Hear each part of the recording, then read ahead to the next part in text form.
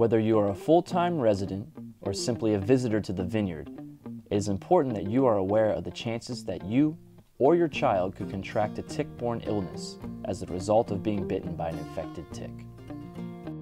Lyme disease and other diseases transmitted by ticks are a serious public health concern in the region and on Martha's Vineyard in particular. And even though people of all ages are at risk, children between the ages of 2 and 17 are in the highest risk group. In light of the prevalence of this disease here on the Vineyard, it is essential that parents understand the necessity to be more conscious of tick-borne diseases. Tick-borne illnesses are preventable, and you can play a role in preventing that one bite that can change you and your child's life. After watching this video, you will have improved your understanding of ticks and tick-borne illnesses, symptoms, how the disease is diagnosed, the most common recommended treatments, how to decrease the likelihood of a tick bite, what to do if you suspect that a child has been infected, what to do if a tick is attached to your child, and how educating your child on the existence and dangers of ticks and tick-borne illnesses will aid in prevention.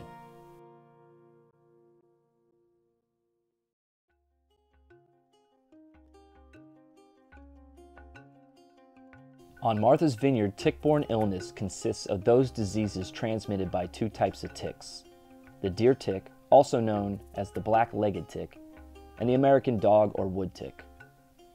Deer ticks carry the organism that cause Lyme disease, babesiosis, and anaplasmosis.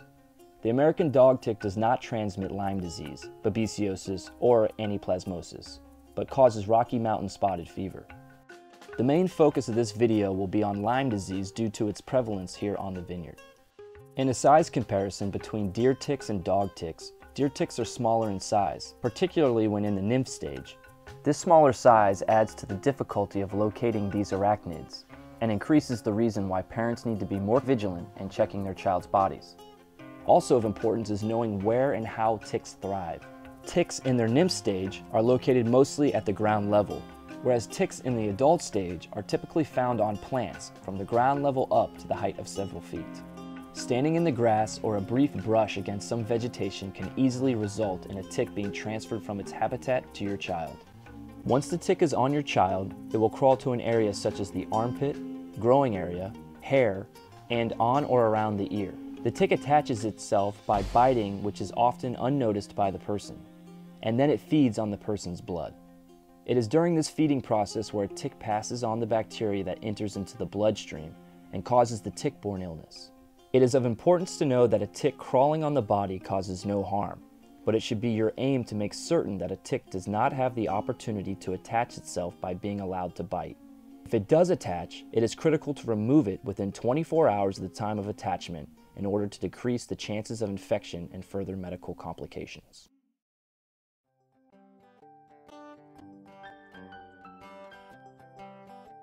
In order to lower you and your children's chance of contracting a tick-borne illness, it is important that you have a basic understanding of when you are most at risk.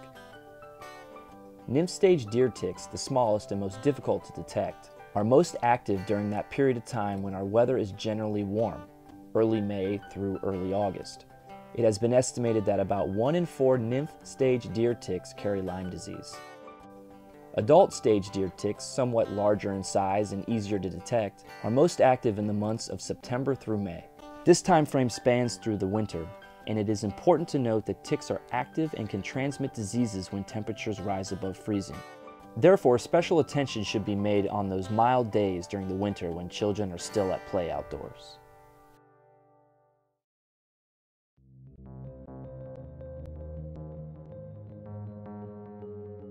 There are many things that parents can do to protect themselves and their children from tick-borne illnesses. Parents can assist in clothing selection by ensuring that children wear light-colored clothing to aid in tick detection. Parents can limit the pathways of ticks to exposed areas of the body by tucking pant cuffs into socks and shirts into pants. Parents can also play an important role to decrease the number of ticks in your yards. First, keep your lawn mowed, remove extra brush from your yard, clear away trash and leaves, keep wood stacked neatly in dry areas, keep the ground under bird feeders clean, lay down wood chips or gravel in spots where lawns meet against wooded areas. Place playground equipment in a sunny area and away from shrubs, bushes, and other vegetation. Construct physical barriers to keep deer away. Avoid and remove plants that attract deer. Monitor where your child plays and avoid such places as stone walls. Last of all, when at all possible, avoid tick-infested recreational areas. Some of these areas post warning signs. A good practice would be to stay on the cleared trails and avoid contact with growing grasses and plants that you brush in passing. It is recommended that bodies are checked for the presence of ticks to aid in early detection. Quick tick checks of clothing and the skin should be done throughout the day, particularly during the summer. These inspections are conducted in the following manner. Check the entire body. Pay special attention to areas under the arms, in or around the ears, the navel, the back of the knees, the waist, and the groin. Don't forget to check the scalp and the child's hair. If you feel a bump, don't squeeze or press, but gently part the hair to locate the tick. And remember, following up with a shower could help in removing any crawling ticks that have not attached themselves. If a tick is attached to your child, it should be removed in the following manner. Use fine point tweezers to grasp the tick as close as possible to the place of attachment so that all the tick is removed, including the head. If you are able to remove the tick, bring it along to the doctor for identification. In addition to checking your child for ticks, tick checks should also be performed on your pets. Pets not only carry ticks into the home, but can suffer from tick-borne illnesses such as Lyme disease as well. To protect your pet, yourself, and your children, consult with your veterinarian about a tick repellent appropriate for your pet, and examine your pet for ticks every day, especially during peak tick season.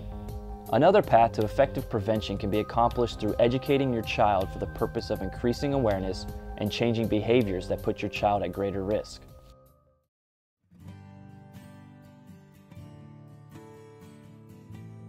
Certain early stages of Lyme disease caused by a tick bite can be very difficult to recognize for a parent and sometimes for a doctor because symptoms can be similar to other illnesses. But if left untreated and the disease progresses, there can be serious damage to one's heart, nervous system, or joints. It is for these reasons that parents should actively search for ticks and act quickly on any suspicion that your child might be infected. If a child is bitten, they should be brought to see a doctor immediately, regardless of whether they exhibit any of the following signs: fever, fatigue, and soreness in the muscles or joints, a bullseye or donut-shaped rash which can occur within a few days or weeks of being bitten by a tick, or chills, headaches, or swollen glands. Upon bringing your child to a physician, a routine physical examination will likely be performed. Questions about activities will be asked, and whether you are aware of a known tick bite. A lab test may be ordered to rule out the possibility of other conditions.